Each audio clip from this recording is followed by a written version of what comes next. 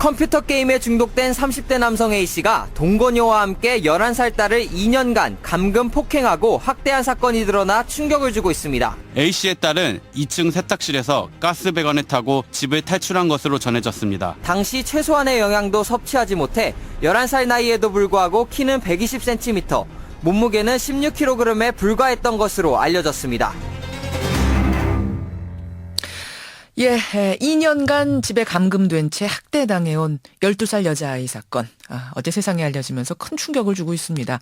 이 아이 어찌나 학대를 당했던지 12살인데 체중이 16kg, 키는 120cm에 불과했고요. 갈비뼈는 부러져 있었고 몸 곳곳에 멍자국이 있었습니다.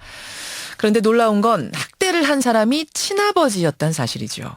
게임에 빠진 친아버지가 아이를 학교도 보내지 않고 밥도 주지 않고 감금을 하고 폭행을 일삼았단 건데요. 도무지 상식선에선 이해가 되지 않는 이번 사건 오늘 들여다보죠. 먼저 이 사건을 수사하고 있는 인천 연수경찰서 여성청소년과의 김상식 과장부터 연결을 해보겠습니다. 과장님 나와 계십니까? 예, 안녕하세요. 예, 고생이 많으십니다. 그러니까 경찰로 신고가 들어온 건 지난 12일이네요. 12월 12일 11시 04분경입니다. 동네 슈퍼마켓 주인이 신고를 했어요. 예, 맞습니다. 어떻게 된 건가요? 애가 이제 살던 집에서 예. 창문을 통해서 이제 탈출한 다음에 이제 배가 너무 고파서 예. 이제 먹을 걸 찾기 위해서 이제 인근에 있는 슈퍼로 들어간 거거든요. 그러니까 집에서 탈출을 하는데 현관문이 아니라 창문을 열고 탈출을 했어요. 애가 이제 당시에 세탁실에 감금이 되어 있었고 밖으로는 이제 못 나오니까 쪽 창문, 예. 조그마한 쪽 창문을 통해서 이제 애가 탈출을 하게 된 거죠. 가스 배관 타고 내려와서. 예, 맞습니다. 그래서 슈퍼로 갔답니까? 예, 예. 그런데 슈퍼 주인이 그걸 보니까 심상치가 않았던 건가요? 애가 이제 키가 약 120cm에다가 몸무게가 16kg밖에 안 되거든요. 세상에 만 11살이면 한국 나이 12살이잖아요. 예, 초등학교 5학년 나이죠. 그런데 16kg에 120cm 예. 키? 예, 예. 옷을 입은 행색 같은 건 어떤 모습이든가요? 상의는 긴 티, 예, 예. 하의는 반바지, 반바지. 그다음에 신발을 신고 있지 않았고요. 출동을 해보니까 상황이 참 상상이 잘 안 되는 깜짝 놀라셨겠어요. 그러니까 출동한 직원들 이야기를 빌리면 예. 너무 그러니까 안타까워서 눈물이 날 정도였다. 이제 그 정도로 조금 상태는 좀 많이 안 좋았거든요. 처음에 이제 우리 애기한테 물어보니까 보호시설에서 나왔다 이렇게 얘기를 했거든요. 잠깐만요. 그러니까 너 어떻게 된 거니라고 당연히 물어보셨겠죠, 처음에. 예, 예. 그러니까 그러자 이제 보호시설에서 도망 나왔다. 말하자면 고아원에서 나왔다 이렇게 얘기를 했어요. 예, 예, 예, 예. 왜 그랬을까요? 집에서 나왔다 그러면 일단 경찰관들이 집을 찾아서 예. 부모를 확인하게 되면 결국 애가 또 부모와 또 맞닥뜨려야 되는 또 그런 또 상황이 생기니까. 집으로 그러니까 보내질까봐 그게 겁이 나서 거짓말. 그렇죠. 세상에. 그 이제 저희 직원들이 이제 내가 사실대로 이야기하면 예. 부모한테 인계 안 시키고 아동보호기관에다가 인계시켜 주겠다. 예. 그러니까 그때서야 이제 사실은 엄마 아빠한테 이렇게 당했다. 그렇게 이야기를 한 거거든요. 어떻게 진술을 하든가요? 어떻게 당했다고 아이가? 세탁실 또는 욕실에 감금당하고 아무런 이유 없이 때리고 병원 입원할 당시에 그 멍자국 멍자국이 있었고 그다음에 늑골되면 갈비뼈를 말하거든요. 갈비뼈가 골절이 돼 있었고 예, 골절돼 있었고 또 밥을 안 주고 심지어는 뭐 일주일 넘게 이제 밥을 안 줘가지고 애가 너무 배가 고파서 예. 뭐 수돗물로 연명을 했다. 수돗물로 연명을 했다. 예. 또 음식을 먹으면 또 아무거나 먹는다고 때렸다. 아이가 막 찾아서 배고파서 먹으면 너 아무거나 먹는 거. 예. 아니 자기가 차려주지도 않으면서 지금 찾아 먹는 것까지 뭐라고 했단 말입니까? 그러니까요. 제가 지금 웃고 있지만 웃는 게 아니거든요. 참 기가 막혀서 정말 웃음 헛웃음이 의의가 없어가지고. 그러니까요. 예. 수돗물을 먹이면서 이 아버지는 그때 뭐 한 겁니까 그러면? 애기 말로는 예. 일상적인 생활을 하는 거 이외에는 다 인터넷 게임을 하고 있다. 그 얘기는 일상적인 생활이라는 건 뭐예요? 아빠한테 필요한 어떤 그런 일 외에는? 그래서 뭐 밥 먹는 거, 자는 거 뭐 이런 거 있잖아요. 예를 들면 예. 그렇게 얘기를 하거든요. 그러면 도대체 그 지금 친부모는 친부모지요? 친부의 계모입니다. 동거녀와 같이 동거한 거는 한 6년 정도. 6년 현재 있는 이제 계모죠, 동거녀. 그 동거녀는 아이를 전혀 돌보지 않았습니까? 그렇다고 봐야죠. 허, 아빠랑 똑같은 폭행, 감금 이런 게 다 똑같은 얘기니까. 폭행, 감금. 아버지는 뭐라 그래요? 도대체 왜 그랬냐 물어보셨을 거 아니에요.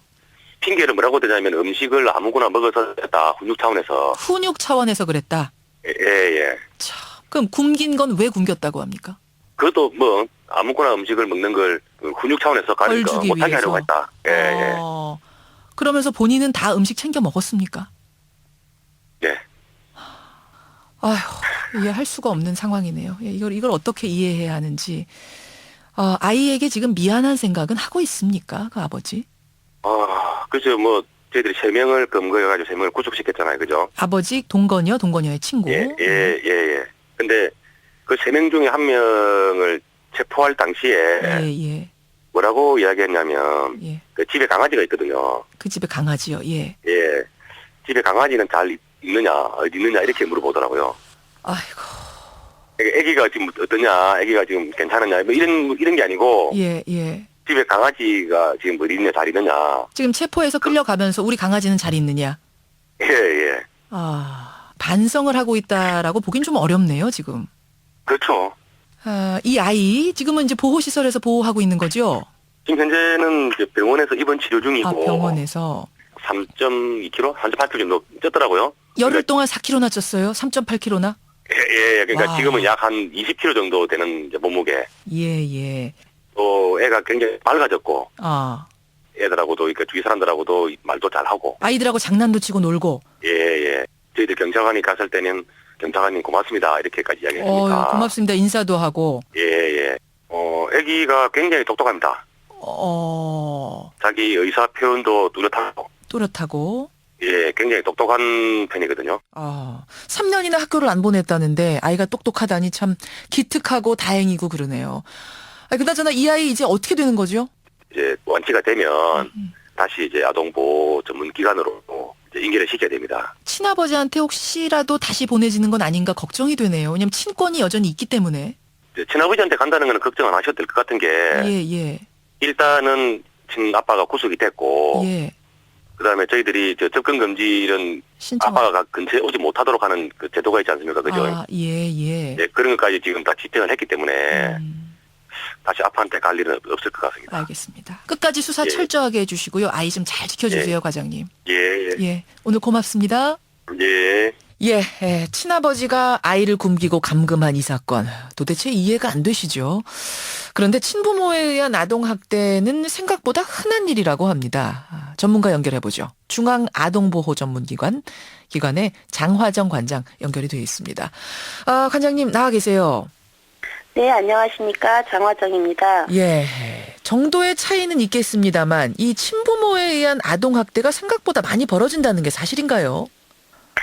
네, 아이가 가장 안전하고 보호받아야 되는 가정 안에서 학대가 많이 발생하다 보니까 이렇게 부모에 의한 학대가 항상 80%가 넘는 상황입니다. 전체 아동학대의 80%가 부모에 의한 학대, 친부모에 의한. 네. 거기 안에는 이제 계부모, 양부모가 들어있긴 하지만 계부모, 양부모의 퍼센트는 상당히 낮아서 5 내지 10%가 되지 않는 상황입니다. 80% 안에 5에서 10%는 양부모. 아니 친부모에 의한 아동학대가 이렇게 많은 이유가 뭘까요? 글쎄, 이제 많은 원인들 중에 있겠지만, 그 중에서도 이제 이 양육에 대한 정확한 방법이나 가치관을 형성하지 않은 상태에서 아이를 양육하시는 부모들이 상당히 많고요. 부모 될 준비가 안 된 사람들. 그렇죠. 거기에 이제 분노 조절을 참 하기 어려우신가 보더라고요. 그래서 우리가 흔히 이야기하는 그 욱하는 성질, 그런 성질을 표현하시는 부모님들. 그리고 또 이제 경제적으로 너무 어려우셔서 그 경제적인 어려움을 아이에게 투사하는.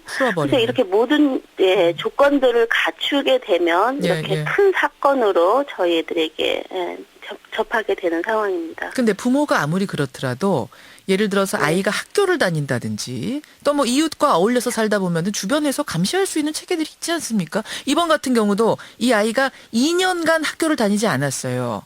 그러면은 이 학교에서 바로 발견을 하고 뭔가 조치를 취했어야 되는 게 아닌가? 어떻게 보세요? 그렇죠. 요번에 이제 살펴봤더니 저도 좀 면밀히 살펴봤더니 예. 아이가 이사간 이후에 전입신고가 누락이 돼버렸어요. 이사 갔다는 그래서 신고가. 추적이 어려웠던 거 아닌가라는 생각이 들었습니다. 그래요. 만약 추적을 해서 선생님이 아이를 찾았다 치죠. 혹은 경찰이 아이를 찾았다 치죠. 이 경우에도 애로점은 있다고요. 그거는 정말 이제 아이를 자신의 소유물로 생각을 하고 계셔서 때려서라도 가르치시겠다. 이거 훈육이다. 이제 그렇게 되면 사실 개입이 상당 부분 어려워지죠. 그래요. 그리고 남의 가정사에 왜 니네가 끼어들어서 왜 끼어드냐? 반나라 배나라 하느냐. 뭐 이런 식이 되는 거죠. 사실 이건 체벌이고요. 이 체벌은 점점 강도가 강해지고 빈도도 점점 잦아지기 때문에 아이들은 더 고립이 되고 학대를 받게 되는 상황이 되는 거죠.